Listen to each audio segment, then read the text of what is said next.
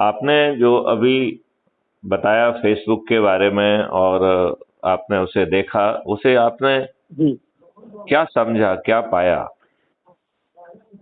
मतलब आपने जितने भी सजेशन दिए हैं, चाहे वो चुनाव से संबंधित हो, चाहे अपराध से संबंधित हो, चाहे राजनीति में जो है बढ़ रहे अपराधों की उसको नियंत्रित करने के संबंध में हो, आपने बहुत अच्छा लिखा, बहुत अच्छा लिखा। मतलब इस टाइप से जो आपने कहा है, आपकी जो कमेंट्स हैं, जो आपने एक एडवाइस दी है, बहुत कंस्ट्रक्टिव है, बहुत कंस्ट्रक्टिव है। और उसमें हम लोगों को फॉलो भी करना चाहिए और सहयोग भी करना चाहिए। नहीं, इसको हमें दूसरे तरीके से समझना पड़ेगा, और वो जी, ये है कि आप स्वतंत्र ही नहीं हुए हैं, आप आजाद नहीं हुए हैं, आप स्वतंत्र नहीं हैं, जी, क्योंकि षड्यंत्र पूर्वक आपको गुलाम रखा गया। जी, नीरज जी, आप एक वरिष्ठ पत्रकार हैं, आपने पूरी जिंदगी जो है अमर उजाला के जी, पत्रकारिता में निकाली है। मैं जी। आपसे, क्या आप सहमत हैं कि अ, हाँ, लेबर लगी एक, है। तो बेसिकली मैं लाइट ऑन जी, करूं? अच्छा, एक मिनट में अच्छा, आपको थोड़ी देर से फोन मैं लगा ये के चाह बात रहा करता हूँ, था ठीक है? कि जी जी, सर, जी, जी सर, सर। आप एक बड़े डोमेन में एक महत्वपूर्ण काम करें।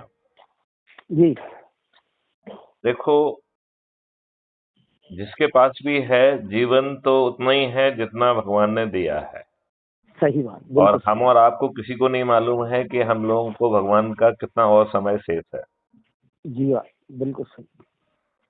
मेरा ये मानना है कि जी, इस देश के साथ बड़ा षड्यंत्र हुआ है, जी, और आप सही मायने में स्वतंत्र ही नहीं हुए हैं। जी। क्या आप इस बात से सहमत हैं? सहमत तो इसलिए है कि हम लोग सब तरह से बंदिश में हैं, चाहे वो आइए आइए। संविधान में हो, चाहे जो है जो अंग्रेजों ने अपनी विरासत छोड़ी थी संविधान की, और छुट्टियों की, हाई कोर्ट की सारी व्यवस्थाएं अभी भी वो अंग्रेजी जमाने से ही चल रही थी अपने आपने ठीक तरीके से। आपने बिल्कुल ठीक कहा है। जी, और इसको यदि अपन और सिस्टमेटिक कहना चाहें, जी, तो किसी भी चीज की 3 लेयर होती है, ठीक है ना? जी, जी, जी, एक लेयर ये है कि ऊपर लेवल की लेयर है, जिसमें पहले गोरे अंग्रेज बैठे हुए थे, राइट? जी, जी, तो आपके लिए भी है, सुनिए जरा इसको। जी, जी, बहुत गंभीरता से सुन रहा हूँ। हाँ, तो इसमें जो पावर ऑफ ट्रांसफर हुआ है गोरे जी, अंग्रेजों से काले अंग्रेजों को, ये जी, एक एक्ट के तहत हुआ है, जो जी, 17 जुलाई 1947 को ब्रिटिश पार्लियामेंट में पारित किया गया था, जी, और इसे 18 जुलाई को क्वीन की जी, एसेंट मिली है, राइट? जी, तो जी, ये भारत की जमीन पे जो है पारित एक्ट नहीं है, ठीक जी, है ना? जी, जी, दूसरी बात है कि इसमें जो है ऐसे भारतीय को सत्ता सौंपी गई जी, जिसको वर्किंग कमेटी में 0 वोट मिला था।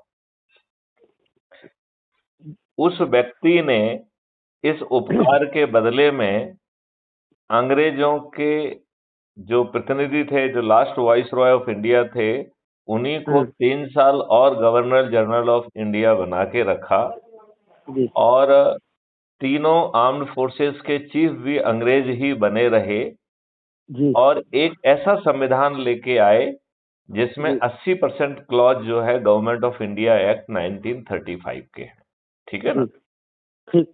फिर इन्होंने पूरा तंत्र जो अंग्रेजों ने बनाया था, जो नियम कानून बनाए थे, उनको एज इट इज अडॉप्ट कर लिया।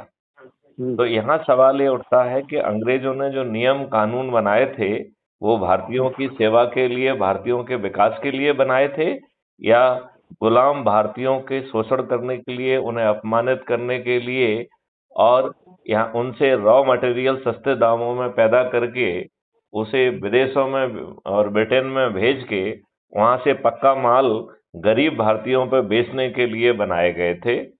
और इनके व्यवसाय को टैक्स और बाकी चीजों से तोड़ के इनकी कमर तोड़ने के लिए बनाए गए थे। तो एक ऐसा भारत जो कि 11वीं सदी में वर्ल्ड की 33% इकोनॉमी को डोमिनेट कर रहा था, वह जो है गरीब और मिजरेबल देश में कन्वर्ट हो गया। जी राइट। फिर जी इन्होंने जो गवर्नेंस की जो व्यवस्था लाई है, जिसके 3 कंपोनेंट होते हैं, पुलिस, जी ब्यूरोक्रेसी और जुडिशरी। जी ये तीनों व्यवस्थाएं जो अंग्रेजों ने भारतीयों को पे शासन करने के लिए, भारतीयों के ऊपर लॉर्डशिप करने के लिए बनाई थी, वो व्यवस्था एज इट इज लॉर्डशिप के साथ जो है अडॉप्ट कर ली। जी तो आज जो पुलिस है वो 1861 के पुलिस एक्ट से आज भी गवर्न हो रही है, और ब्यूरोक्रेसी और जो जुडिशरी है वो भी लॉर्डशिप वाली है। और जी जी यही कारण है जो आप कह रहे थे कि हाई कोर्ट और इसमें जो है जजेस 2-2 बार जो है छुट्टी पे हाँ, जाते हैं, जबकि जाते जबकि 4 करोड़ से अधिक जो है केसेस कोर्ट में पेंडिंग हैं। जी टेररिस्ट के लिए रात को 5 बजे तक सुप्रीम कोर्ट खुल सकता है, लेकिन एक गरीब और उसको जो न्याय जो है वो न्याय लेने के 25 और 30 साल में नहीं मिलता है। नहीं और 25 और 30 साल में भी उनको जो थोड़ा बहुत न्याय मिलता है जो कि जिनके खीसे में पैसे होते हैं। तो जी। गरीब तो जो है वो मरने गड़ने वाला गुलाम है। तीसरा चिंतन जो आपका बहुत ही दिल को स्पर्श करने वाला है। इतिहास से जुड़ा हुआ, कानून से जुड़ा हुआ, नियम से जुड़ा हुआ, और जो आपका चिंतन है जो हिस्ट्री से जुड़ा हुआ है, दिल को छूने वाला है, दिल को छूने वाला है। अब आप ये देखिए कि इसके ऊपर जो सत्ता जो इनको जो सत्ता में बैठने वाले लोग हैं वो कैसे गवर्न हुए हैं, तो इसके लिए इन्होंने 1951 में 1951 में एक एक्ट बनाया जिसका नाम है पीपल्स रिप्रेजेंटेटिव एक्ट ऑफ 1951। उसके तहत इन्होंने एक पॉलिटिकल पार्टी का सिस्टम लाया, और वो इतना घटिया लाया, उसमें इंटरनल डेमोक्रेसी, पार्टीज की डूज डोंट्स, वो नेशनलिस्ट बने रहें, बदमाश ना बने, डिवाइसिव फोर्स ना बने, ऐसा कोई प्रावधान नहीं रखा। राइट। यही कारण है कि जो पॉलिटिकल पार्टी सिस्टम है वो प्राइवेट कंपनियां बन गई हैं, और वो जो है परिवार की कंपनियां बन गई हैं। यदि एक मुख्यमंत्री भ्रष्टाचार के केस में जेल जाता है तो वो जो है व्यवस्था किसी अपने नंबर 2 को नहीं सौंपता है, वो अपनी पत्नी को सौंपता है। पत्नी को सौंप देता है, लड़के को सौंप देता है। करेक्ट।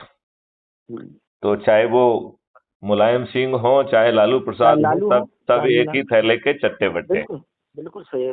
तो ललिता जी भी थी, उनका भी वही हुआ। बिल्कुल सही कहा आपने। अब तीसरा सवाल उठता है कि ये पॉलिटिकल पार्टियां अपने आप को कैसा कंडक्ट कर रही हैं।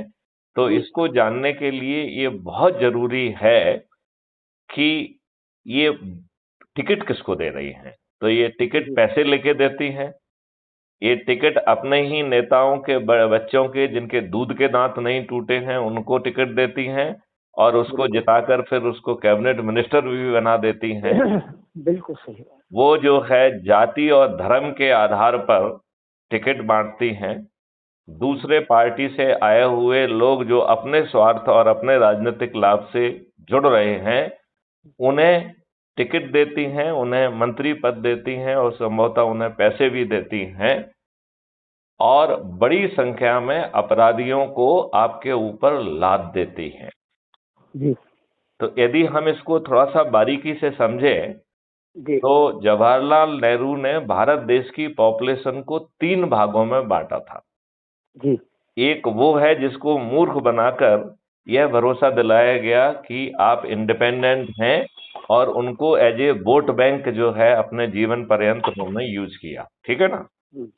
एक दूसरा था जिसमें कि मुस्लिम तबका आता है, जिसमें मुस्लिम तबका आता है, उन्हें जो है संविधान की व्यवस्थाओं और फंडामेंटल कानून और फंडामेंटल राइट के विपरीत जो है कानून बनाकर 20 सूत्री और 15 सूत्री जैसे डिस्क्रिमिनेटरी और जो प्रोविजंस के साथ तुष्टीकरण की नीति अपनाते हुए उन्होंने उनको अपना वोट बैंक बनाया, राइट। जी अब बिल्कुल। एक तीसरी कैटेगरी के लोग भी थे जो इनके किसी मुगालते में नहीं आते थे, तो इन्होंने उसके लिए गुंडों का यूज किया, राइट।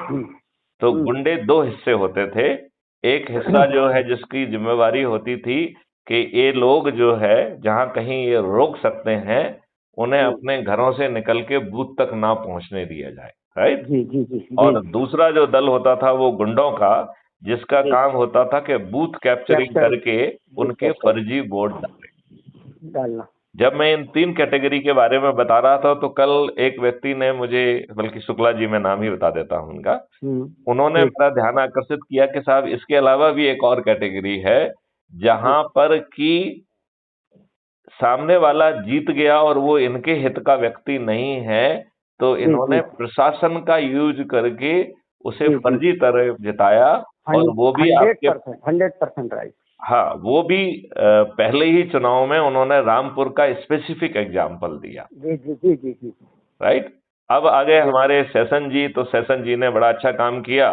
उन्होंने अपराधियों का यूज करना थोड़ा सा जो है मुश्किल कर दिया। नहीं नहीं, मैं कहता हूँ, इशू डोंट माइंड सर, मैं बीच में कहूँगा, सेशन जी ने अपने टाइम में चुनाव आयोग की जो ताकत है, उस ताकत को जो एनालिसिस करके किया है, वो आज वाकई हकीकत में विचारणीय ही नहीं, बल्कि ये कहना चाहिए कि बहुत उन्होंने जो है इसको सशक्त बना दिया है चुनाव आयोग को। देखा जाए तो वो अपनी जेब में कोई चीज ना तो रख के लाए थे ना रख के ले गए।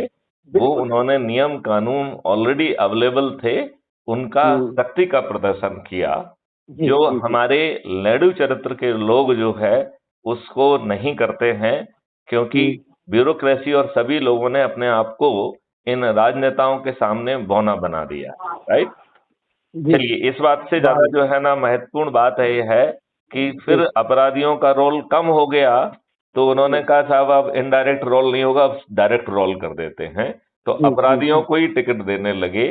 आपको मालूम है नीरज जी कि जो अभी आपका पार्लियामेंट जो इस समय वर्किंग कंडीशन में है 2019 से 2024 का, इसमें 42% रिकॉर्डेड हो गया, रिकॉर्डेड। हाँ, रिकॉर्डेड तो है ही। जो मेंबर रिकॉर्ड तोड़ने वाला है, मतलब एक साल का रिकॉर्ड कुछ है, दूसरी साल का बढ़ता गया, तीसरी साल का मतलब घट नहीं रहा बल्कि बढ़ ही रहा। हाँ, उसको और स्पष्ट तरीके से कम्युनिकेट करने के लिए, उसको और खोलने के लिए मैं ये कहूंगा कि इन मेंबर ऑफ पार्लियामेंट ने जो चुनाव के सामने अपना एफिडेविट सबमिट किया, उसके हिसाब से 42% मेंबर ऑफ पार्लियामेंट आपराधिक रिकॉर्ड के व्यक्ति हैं, और 29% क्लोज टू 30% जघन्य अपराधों के अपराधी हैं, जिसमें हत्या, बलात्कार, किडनैपिंग, लूट, डकैती जैसे घृणित। सही। तो इस देश में चपरासी जो कि कार्यालय के गेट के बाहर खड़ा होता है, कोई क्रिटिकल निर्णय उसे नहीं लेना होता है, वो साक्षर भी होना चाहिए और सचरित्र होना चाहिए। यह कैसी विडंबना है कि इस देश के भाग्य विधाता, सभी कानून के निर्माता, वो जो है बहुत सारे केस में अनपढ़, गवार और अपराधी है, और इनकी खाल इतनी मोटी है कि जब 2004 के बाद जो शासकीय अधिकारी, शासकीय कर्मचारी 35 साल, 40 साल, 45 साल की सेवा के बाद सेवानिवृत्त होता है, उसे पेंशन नहीं मिलेगी, लेकिन ये दुष्ट राजनेता 5, 6, 7 पेंशन तक ले रहे हैं। ये कितने घृणित और लज्जा की बात है। पंजाब में अभी उसने किया है, मुख्यमंत्री ने ये तो पंजाब में जो किया है, वो आदेश की कॉपी आप मुझे भेजिए, क्योंकि ये सब प्रावधान कानून में होना चाहिए। हाँ ना, बिल्कुल सही बात। एग्जीक्यूटिव ऑर्डर जो है, एग्जीक्यूटिव ऑर्डर की कोई वैल्यू नहीं है, वो कभी भी बदला जा सकता है। हाँ, और क्या, सही बात है ये तो, और ठीक है ना, नंबर 1। नंबर 2, केजरीवाल जो है खुद बहुत सारी चीजों में थोड़ा सा ठीक नहीं है मामला, ठीक है ना। चलिए उस मुद्दे जी पर जी बाद में बात करेंगे। कुल मिला के सर, जो 3 if you dimension. Don't mind sir, एक निवेदन करें हाँ, थोड़ा सा। मैं आपसे शाम के 7 बजे के बाद, 8:30 बजे, 8:30 बजे, राइट, 8:30 बजे यदि टाइम हो तो मैं आपके साथ इस पर गंभीर विचार भी करूंगा और अच्छा कुछ चलिए अपने लिए नोटेड पॉइंट करूंगा। तो जो बात है इसको अपन वीडियो कॉन्फ्रेंसिंग के माध्यम से करेंगे। हम एक सेशन की लिंक भेज देंगे और अपन बैठ के बात करेंगे। अभी हम सर आपसे ये चाह रहे हैं, 10 मिनट, अभी हम आपसे क्या चाह रहे हैं वो तो कह दूं। मैं ये सर चाह रहा हूं कि सभी, देखो इसमें ये जो राजनीतिक पार्टियां हैं ये अपने खुद के कार्यकर्ताओं के साथ अन्याय कर रही हैं। जो जी 20-25 साल से श्रद्धा से लगे हुए हैं, ये उनको ना टिकट दे रही हैं ना उनको इज्जत दे रही हैं। उनकी स्थिति जो है बहुत ही गंभीर है। राइट। सही जो सही। थोड़ा बहुत उन्हें लाभ मिल जाता है उसी लाभ में जो है ना उन्हीं टुकड़ों पे ये पल रहे हैं, गरीबों को दे लेकिन ये ठीक बात नहीं। ठीक है ना। जी जी मैं चाहूंगा कि सभी राजनीतिक पार्टियों के लोग, जी सभी समाजसेवी और जी सभी जो है प्रोफेशन के लोग, चाहे वो जी इंडस्ट्री से जुड़े हुए हों, चाहे वो सेवा से जुड़े हुए हों, चाहे वो वकील से जुड़े हुए हों, चाहे वो शिक्षा से जुड़े हुए हों, जी सभी प्रोफेशन के लोग, सभी जाति के लोग और जी सभी धर्म के लोगों की एक सूची बना के हम जी उनको ऊर्जाकृत करके संयुक्त ऊर्जा से सही जी आजादी का एक आवाहन करें। जी जी क्योंकि ये जो है एक बड़ी चीज है। हम जी लोग छोटी मोटी चीजों में फंसे रह रहे हैं। मूल विषय के बारे में किसी का चिंतन ही नहीं जा रहा है। सही बात, बिल्कुल सही। तो अभी अच्छा, और मूल विषय पे उसके चिंतन लिए हम करना और आप पड़ेगा। सब साथ रहेंगे। हैं? हम और आप जब साथ रहेंगे, मतलब हम जैसे और भी आपके कई ऐसे मित्र हैं, हम उन सबको एक हम ऑर्गेनाइजेशन जो आपने खड़ा किया है, हम तो उसी हम ऑर्गेनाइजेशन को लेके चलना। हम तो ये कह रहे हैं कि हमें 137 करोड़ लोगों को ऊर्जा केंद्र बनाना है और उन्हें समाज के लिए उपयोगी बनाना है। चाहे जी वो किसी भी जाति, किसी भी धर्म, किसी भी तबके के क्यों ना हो, उनके अंदर पॉजिटिविटी लाके उनके अंदर की नेगेटिविटी और निराशा को खत्म करते हुए ऊर्जा के रूप में संकल्पित करके हम जी उन्हें देश के लिए एक बड़ा रिसोर्स में कन्वर्ट करेंगे। और उस संयुक्त ऊर्जा से हम इस देश की व्यवस्था को बदलेंगे। और नीरज जी, आपको एक चीज समझना पड़ेगी कि देश की व्यवस्था चौराहों पे और गलियों में और धरना जुलूस के माध्यम से नहीं नहीं, होगा। बिल्कुल नहीं, नहीं होगी, बिल्कुल नहीं होगी। हमें पार्लियामेंट के मंदिर में बैठकर या तो अभी वर्तमान में चुने हुए प्रतिनिधियों के माध्यम से, अन्यथा उन्हें पराजित कर उनके स्थान पर बैठकर वो नियम कानून और व्यवस्था को अवतरित करना होगा। और जी 2022 से 2024 के बीच में हमें हम्म, वो नियम कानून के ड्राफ्ट भी रेडी करना चाहिए और वो हम्म, टेक्नोलॉजी पे भी जो काम चल रहा है वो भी जो है ना बना के रखना चाहिए। और जी कोशिश करना चाहिए कि टेस्टिंग के लिए उसे प्राइवेट मेंबर बिल के तहत पेश करने की भी कोशिश करें।